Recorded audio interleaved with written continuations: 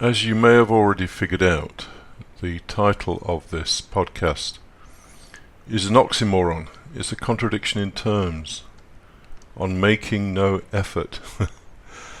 The problem for us poor human beings, and particularly using the language that we use, is that we can only think in terms of doing and of making effort. And so the negatives of those, non-doing and not making effort, kind of imply doing and making effort, so it's very difficult to talk about. But anyway, this is essentially a podcast of an entry, a new article on the Corporeal Fantasy website called On Making No Effort. So I shall sort of read it fairly verbatim, but probably make some comments as well. So one of the most difficult things to achieve in this life is to give up on making efforts. And yes, I'm aware that there is a paradox buried in that statement, but paradox is the engine of truth. If you smell a paradox somewhere, then there's possibly something worth chasing down.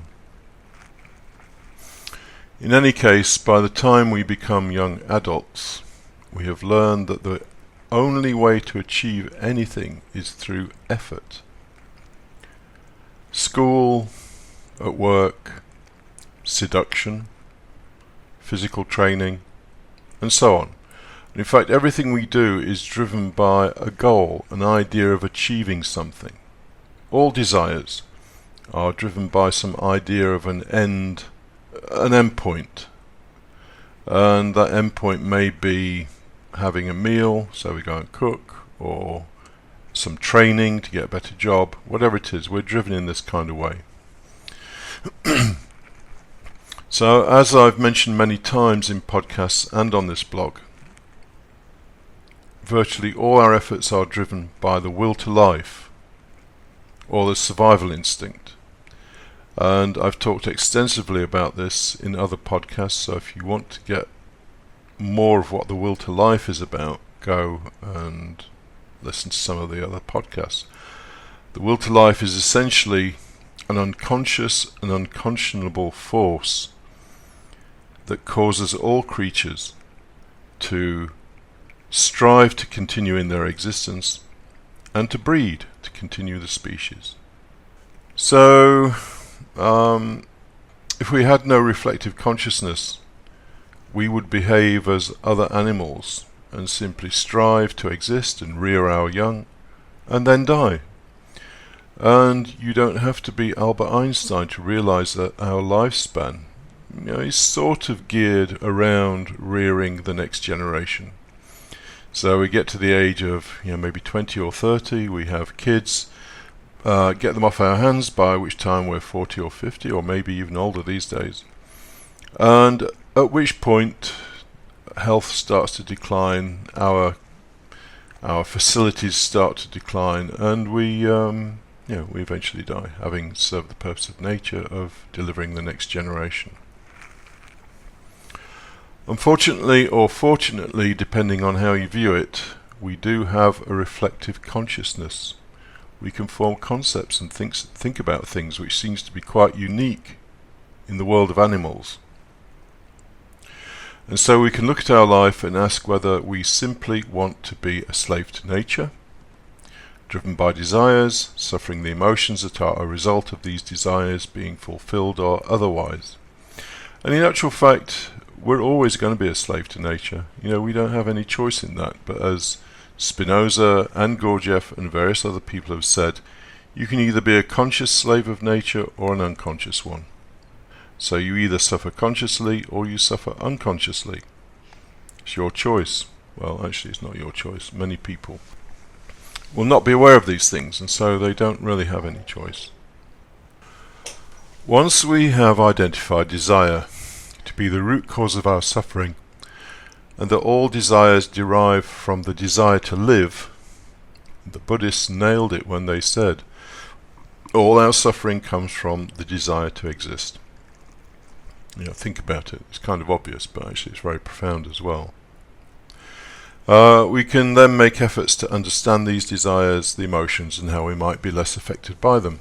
But there is a twist. All effort comes from the beast. I call it the beast. The will to life, without exception. And since we are mainly beast, so we have a hard time understanding how we might free ourselves from its tyranny. The tyranny is that you are driven day in, day out to strive to exist and to do all the things that people do to achieve that. And even your philosophical and so-called spiritual activities may actually just be from the beast, driven by some idea of an end goal and the actions that you need to perform to achieve that end goal. So, this is the wickedness, really, of the idea of enlightenment. People form some idea of an end goal, and then they strive for years and years and years to try and achieve that end goal, which is exactly the opposite direction they should be going. So, various sages and philosophers have indicated what we need to do, although even the word do is loaded with the notion of desire. Gurdjieff said we should let our non-desires dominate our desires. It's in Beelzebub's Tales, and in my opinion, one of the most profound things he said in there. Lao Tzu in the Tao Te Ching says that things like the grass makes no effort to grow, and a storm has no fixed schedule or timescale. It just appears when it appears, does what it does, and then disappears. There's nothing forced. And there's no idea of an end, some end point in it all.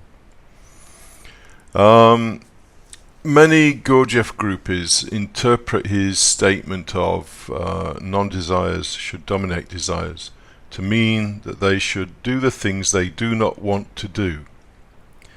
But you don't need to be all that bright to figure out that in order to do these things that they don't want to do, they ultimately have to convince themselves that they do want to do them. And so the result is not a non-desire. So, this statement of do the things you do not want to do from Gurdjieff, it's pure Zen. It's a statement that would hopefully cause people to think and to figure out for themselves that actually trying to do the things you do not want to do means that you end up wanting to do the things you don't want to do. It's a nonsense statement. So we should let no desire dominate desire, because non-desires are actually no desire. No desire, what does that feel like? Of course, then we desire to have no desire. Unfortunately, our language does not help here. For example, the only way we can express the opposite of doing is by saying non-doing.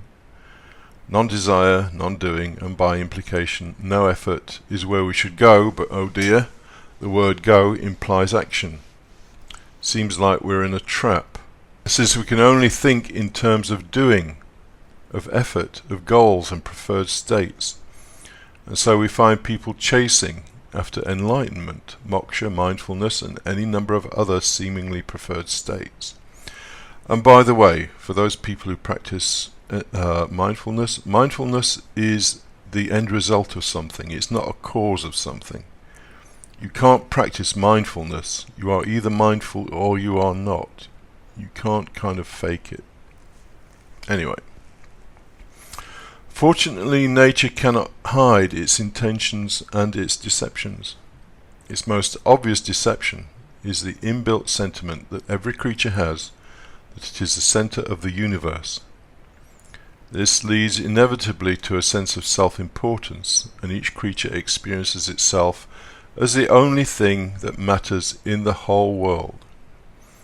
It should be fairly obvious that none of us have some important role to play. The world will get along fine without us, and so nothing we think, nothing we do, nothing we feel or any purpose we may think we have, is the least bit important. And that's a very, very objective assessment of it. You may be filled with the importance of your own projects and ideas, but actually they are not the least bit important. And if you can realize within yourself that they're not the least bit important to you as well, then there's a certain inner freedom associated with that. It is extremely important that we realize nothing is important, including this statement. This is our get out of jail card. The times when we think we have discovered the secret to freedom, how to be happy, that we understand how everything works, or simply the expectation that some new practice or knowledge is going to set us free, we can remember that it is not the least bit important, and it's not the least bit important that you should be free. Obviously the ego does not like this, and so there will be resistance.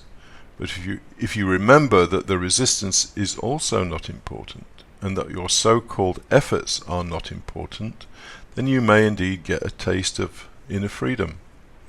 So here's a list of things we can do, that word do again, none of which are important, and which might help us abandon the addiction to effort. Number 1, nothing is important, including the idea that nothing is important.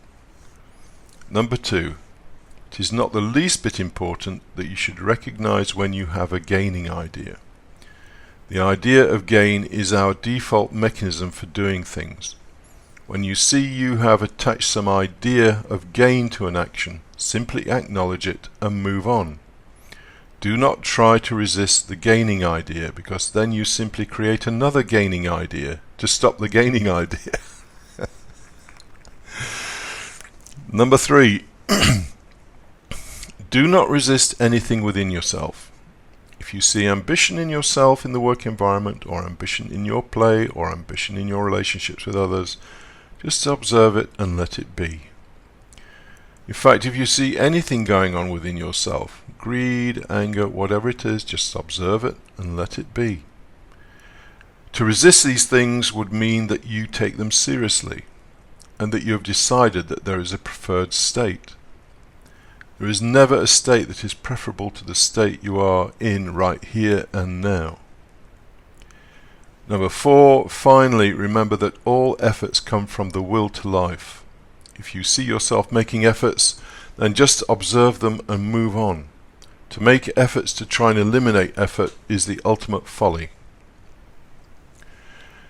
I can't pretend that this is anything but tricky work, but I've found in my experience that the constant remembrance of my own nothingness, and that nothing I think or feel is the least bit important to me or anyone else, usually breaks the logjam of emotions and thoughts that crowd our inner world.